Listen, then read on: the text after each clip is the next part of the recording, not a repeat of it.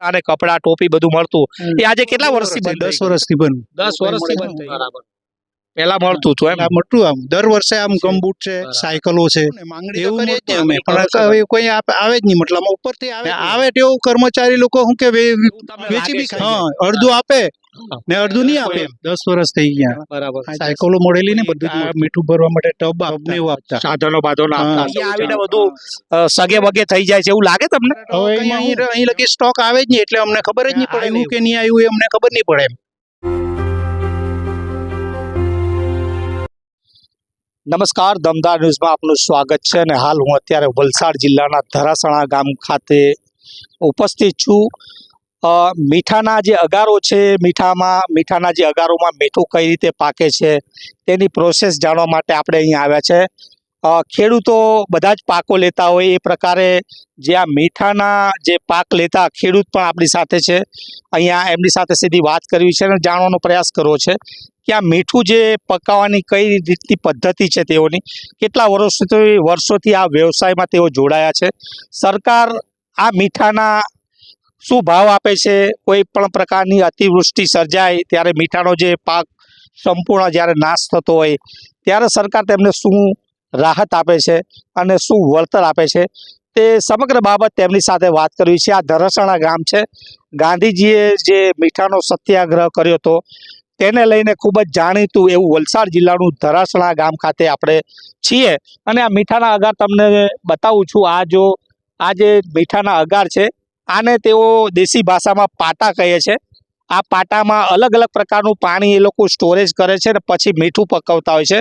મીઠું પકવવાની રીત આપણે તેમની પાસેથી જાણીએ અને પ્રયાસ કરીએ કે આ જે મીઠું પકાવવામાં તેમને કેટલો સમય જતો હોય છે અને વર્ષ દાડે તેઓ કેટલા ક્વિન્ટલ મીઠું પકવતા હોય છે અને તેમની ઉપજ શું છે, કેમ કે આ જે મીઠુંના જે પાકને લઈને તેમનું આખા વર્ષનું જે પણ કંઈ નફો રળવાનો હોય તે આના ઉપર તેઓ નિર્ભર રહેતા હોય. શું નામ છે? સુમનભાઈ. સુમનભાઈ, તમે આ જે મીઠાના વ્યવસાયમાં કેટલા વર્ષથી છો તમે? અમે લગભગ 20 વર્ષથી કામ કરીએ. હું પેલા બહાર હતો, બરાબર છે. અત્યારે હાલની તારીખમાં 12 થી ઘર જ છે, એટલે પાટામાં કામ કરીએ. એમાં મીઠું પાકવાનું કામ કરીએ છીએ. જી. હા. હવે આ મીઠું પાકવાનું જે છે તમે કહો છો કે આને તમે પાટા કહો છો કે આ જે 1 2 3 4 5 એ પાટા છે. હવે આ પાટામાં તમે કઈ રીતે આમાં પાણી એકત્રિત કરો અને કઈ રીતે એની પ્રોસેસ શું છે જરાક અમારા દર્શકોને સમજાવો. હા, એમાં અમે શું કરીએ કે પહેલા જે એનું બાંધકામ કરીએ. આ બધી પારી છે મીઠું કાઢવાની, એ બાંધવા પડે. પછી એને પાણી ભરવાને એકદમ લેવલ કરવું પડે. બરાબર છે. લેવલ કરવું પડે એને પછી આમ રોલ જેવો ફેરવીને વજન વાળાથી મારવું પડે. પછી એને પાછું પાણી ભરવું પડે. પાણી ભરીને પછી અમુક મીઠુંનું પાક જેવું થાય ત્યારે એને એકદમ સૂકું કરવા પડે. હવે આ જે પાણી ભરવાનું શું સમય મર્યાદા શું હોય છે? કેટલા દિવસ સુધી પાણી આમાં ભરી રાખવું પડે? પાણી તો એમાં શું કે ત્રીજે દિવસે એમ રોજના થતું હોય તો રોજના બદલવામાં આવે. એમ તો ત્રીજે દિવસે તો ચોક્કસ બદલવું પડે. ત્રીજા દિવસે બદલમાં પાણી આવે એટલે તો જ પાક ઉત્પન્ન થાય એમાં. બરાબર. એમાં જો તમે પાણી કદાચ ના બદલો તો એમાં જે પાકની ગુણવત્તા પર કોઈ અસર થાય ખરી? એ અસર કોઈ નહીં થાય. એ શું કે જમીનમાં પકડાઈ જવા માંગે. ઓકે, બરાબર. જેટલું પાણી ફેસ મળતું હોય એને તો એ પકડાય નહીં. બરાબર. એ ફ્રી રહે એટલે અમને તકલીફ ઓછી પડે. હા, ને પછી પકડાઈ ગયું તો અમારે મહેનત વધારે કરવું પડે. અચ્છા, એમાં આવું છે. હવે આ જે તમે આમાં જે મીઠું અત્યારે આ પાટો તો સુકાયેલો છે, આમાં પાણી તમે ભરશો. અત્યારે આ પાટામાં જે મીઠું તો અત્યારે લગભગ બનીને તૈયાર થઈ ગયું છે. આપ જરાક થોડાક અમારા દર્શકોને બતાવશો કે કઈ રીતે તમે આ પાવડી મારીને મીઠું બહાર કાઢો છો, એ જરાક અમારા દર્શકોને તમે બતાવો. કારણ કે આ જે મીઠું છે અત્યારે આ પાટામાં પાણી પણ છે અને મીઠું પણ છે. અત્યારે મીઠું તૈયાર થઈ ગયું છે, મીઠાની પ્રોસેસ તૈયાર થઈ ગઈ છે. અત્યારે આપણી સાથે આ સુમનભાઈ જે છે તે મીઠું કઈ રીતે બહાર કાઢે છે તે આપણને બતાવે છે કે અત્યારે આ મીઠું અંદરથી ખેંચીને પાવડી વડે સાઈડ પર લાવી રહ્યા છે અને સાઈડ પર એકત્રિત કરી રહ્યા છે. આ મીઠું સંપૂર્ણ અત્યારે તૈયાર થઈ ગયું છે અને અત્યારે આ મીઠાને પછી આગળ એ લોકો ત્યાં એકત્રિત કરી અને મોટો એક ઢગલો કરે છે અને ત્યાંથી પછી જે પ્રકારે અલગ અલગ ઇન્ડસ્ટ્રીઝોમાં કે પછી મંડળીઓમાં જતું હોય છે. આપ જોઈ શકો છો કે આ મીઠું અત્યારે અહીંયા તેઓ કરી રહ્યા છે. આ પ્રકારે મીઠાની ખેતી થાય છે. ઘરે ઘરે રસોડામાં આની સૌથી મહત્વની માંગ છે કે આના વગર કોઈ પણ સ્વાદ અધૂરો રહી જતો હોય છે. અને આ જે મીઠાની જે ખેતી કરે છે તેમાં તેઓનો ખૂબ જ પરિશ્રમ છે, કારણ કે હાલ અત્યારે એપ્રિલ ને મે મહિનામાં ભયંકર જ્યારે ગરમી પડતી હોય છે, ને ગરમીમાં એ આ ખેતરમાં અને પાટામાં જ્યારે કામ કરતા હોય છે ને કામ કરીને આ રીતે મીઠું પકવતા કરવામાં ખૂબ જ મહેનત કરવી પડતી હોય છે. સુમનભાઈ, આ જે તમે ખેંચો છો તેના સાથે આ માટીનું તો અત્યારે પડ છે એકદમ નીચે જ છે. માટી આની નીચે છે ને આ એકદમ મીઠું અમે ઉપર ઠરાવીને પછી એકદમ હુકવી નાખેલું છે. બરાબર છે. એટલે આપણો પગ બી નહીં અંદર જાય, બરાબર છે. પગ પડે નહીં, દબાય નહીં, હા. એટલું ફિટ કરવામાં આવે એને. પછી કઢાય તો કોઈ જાતનું કઈ તકલીફ નહીં થાય, એકદમ ચોખ્ખો માલ આવે. અચ્છા. હવે મારું એમ કહું, આ જે મીઠું છે આપણા દક્ષિણ ગુજરાતનું આ જે મીઠું, અને આપણે જે ઉત્તર ગુજરાત ને જામનગરની વાત કરીએ તો જામનગરના મીઠા અને આપણા દક્ષિણ ગુજરાતના વલસાડ જિલ્લાના જે મીઠામાં કેટલો ફરક જોવા મળે છે? એ તો બહુ મોટો 100% ફરક પડે એમાં. બરાબર. સારામાં સારું મીઠું અમારે ત્યાં જ આવે. બરાબર. ને તે શું કે 15 દિવસે મહિને કાઢે મીઠું. બરાબર. એ સાધનથી નીકળે, અમે આજથી કાઢીએ. આપણે આ પાવડી જેવી લઈને સાધન છે અમારા પર, એથી જ નીકળે. એમાં કઈ કડારી કે કઈ મારું નહીં પડે. બરાબર છે. એકદમ ફ્રી રહે એમ. ને તે જ્યારે છે ને નીકળે ખડા હાકર જેવું મીઠું નીકળે, વધારે પડતું એમ, ને કડવાશ લાગે. બરાબર. આ આપણે ગમે તેમાં ખાવ, કચુંબરમાં કે ગમે તેવો ખાવ તો આ કડવાશ બડવાશ એમાં નહીં લાગે. હવે એ જે કડવાશ લાગવાનું કારણ શું, કે વધારે પડતું એ લોકો આ પાટામાં રાખી મૂકે છે, સમય મર્યાદા કરતા વધારે રાખવામાં આવતું હોય એટલે કડવાશ આવી જતી હશે કે શું? એટલે જ આવી જાય ને એમ, એ પાકું મીઠું થઈ જાય. એટલે પાણી ખરાબ પાણીથી બી મીઠું એકદમ પાકું થઈ ગયેલું હોય, એટલે તે સ્વાદના દ્રષ્ટિએ સારું નહીં કહેવાય. એટલે કે આમની જે સમય મર્યાદા છે કે તમે કીધું એ પ્રમાણે 3 દિવસમાં આપણે પાણી બદલી નાખવું પડે.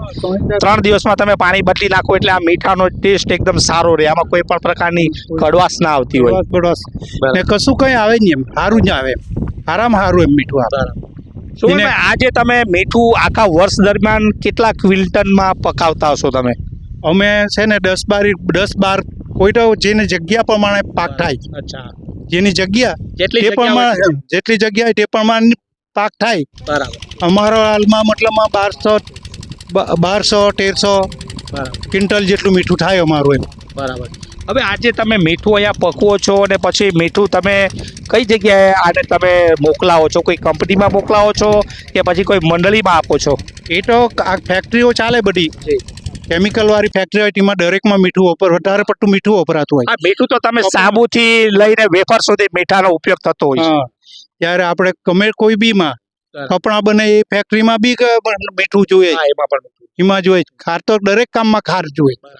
એટલે એ વેપારી જે હિસાબે લઈ જાય લોકો, પછી એ લોકો અહીંથી ભરીને લઈ જાય, એ લોકો જ્યાં એ લોકો કોન્ટેક્ટ હોય ત્યાં આપે. હવે આમાં તમને અત્યારે હાલ 1 ક્વિન્ટલના શું આપે? મંડળીમાં તમે આપો તો મંડળીમાં અત્યારે 250 રૂપિયા ભાવ ચાલતો છે. પછી ચોમાસું આવે ને, વરસાદ આવે ને ત્યારે અમારો ભાવ વધારે થઈ જાય. અમારે ત્યાં ઓછું વેચાણ ઓછું થાય, અમારે ત્યાં અમે ઓછું વેચાણ કરીએ, ભાવ ટાઈટ રાખે. પણ સામે જે અગર છે ત્યાં ચોમાસામાં ગાડી નહીં જાય, કોઈ વાહન જાય નહીં, એટલે તે લોકોને ચોમાસામાં બિલકુલ બંધ થઈ જાય. જ્યારે અમે ચોમાસામાં અમારા રોડ છે અગરમાં, બધા અગરમાં પાકા રોડ છે પહેલેથી બનેલા, એટલે અમારે ત્યાં વેચાણ જોરદાર ચાલે ત્યારે. એટલે તમે જે અત્યારે પકો છે લગભગ ચોમાસાની તૈયારીને લઈને, કે ચોમાસાની જેવી ઋતુ ચાલુ થશે અને આની જ્યારે ડિમાન્ડ વધશે, આનો જ્યારે ભાવ વધશે ત્યારે તમે વેચાણ અર્થે એને કાઢો છો? ત્યારે વેચાણ છે અમે કાઢીએ ને ત્યારે ભાવ બી અમે વટાડી દઈએ. કારણ કે કોઈ જગ્યાએ મળતું નહીં હોય આજુબાજુમાં, ગાડી જાતી નહીં હોય એટલે ત્યાંથી ભરાય જ નહીં. ત્યારે અમારે ત્યાં રોડના લીધે રોડ વ્યવસ્થા છે એટલે તમે આ ચોમાસા સુધી ચાલુ રાખો. હવે આપણે જે આ મીઠાના તમે અહીંયા આગળ ઢગલાઓ કર્યા છે, હવે મીઠું જે છે કે ચોમાસા સુધી તમે રાખો, બરાબર? હવે ચોમાસા દરમિયાન પણ અત્યારે તો હવામાનનું કોઈ નક્કી નથી, ગમે ત્યારે અતિવૃષ્ટિ સર્જાય, વાતાવરણ બદલાય અને વરસાદ પણ પડે. હાલ અત્યારે લગભગ બીજી ત્રીજી તારીખમાં પણ ઘણી જગ્યાએ આગાહી કરી છે કે વરસાદ પડવાનો છે. તો હવે આ જ્યારે આવી પરિસ્થિતિ સર્જાતી હોય ત્યારે તમે એને કઈ રીતે સ્ટોરેજ કરો છો અને રાખવાની તમે કઈ પ્રકારની તમારી પાસે સુવિધા છે? આ તો હું અત્યારે ગમે ત્યારે પડે ને તે અમારું નુકસાન થાય. જી ને જ્યારે ચોમાસામાં છે ને અમારો આ બંધ થઈ જાય, વરસાદ ચાલુ થઈ જાય એટલે અમારું કામ બંધ થઈ જાય. જી. ત્યારે એને ઢાંકી દેવામાં આવે.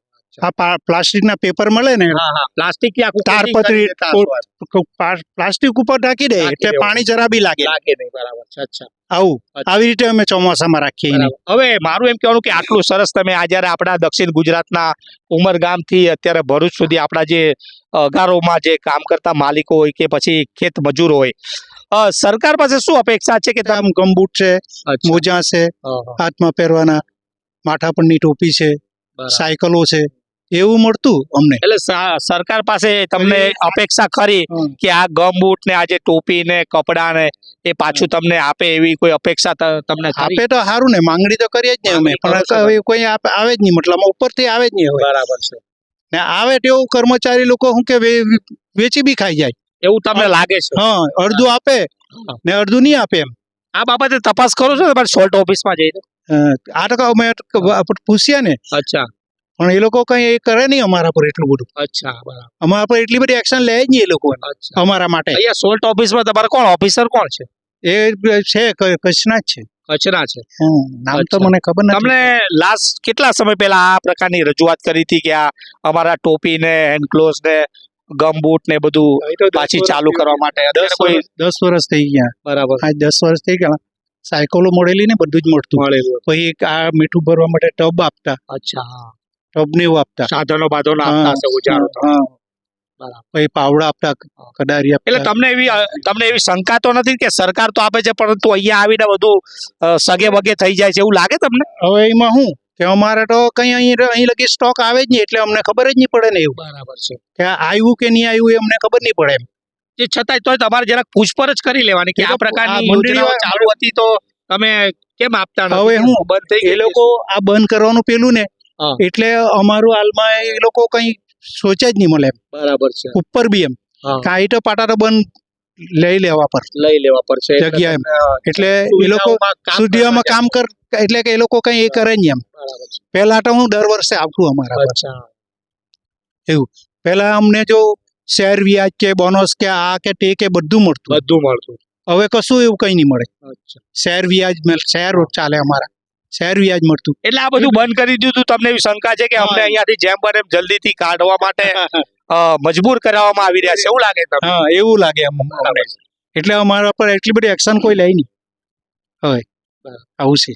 જે ચોક્કસ આ હતા સુમેનભાઈ જે અગારિયા છે અને આજે 10 પાટાના માલિક છે, ચલાવી રહ્યા છે. તમે જોઈ શકો છો તેમણે અત્યારે આપણને મીઠા પકાવવાની સંપૂર્ણ પ્રોસેસ બતાવી. સરકાર દ્વારા ઘણી બધી તેઓના માટે સુવિધાઓ આપવામાં આવતી હતી પરંતુ ધીમે ધીમે એ બધી સુવિધાઓ બંધ કરી દેવામાં આવી તેવા પણ તેઓના આક્ષેપ છે અને સાથે સાથે તેવું પણ તેઓનું કેવું છે કે જેમ બને એમ સરકાર અહીંયાથી આ પાટાઓમાંથી અમને અહીંયાથી હટાવવા માટે મજબૂર કરી રહી છે અને આ બધી અમારી સુવિધાઓ ધીમે ધીમે બંધ કરી રહી છે. તો આ જ પ્રકારના અહેવાલો અને સમાચારો સાથે દમદાર ન્યૂઝ સાથે જોડાયેલા રહેશો. નમસ્કાર.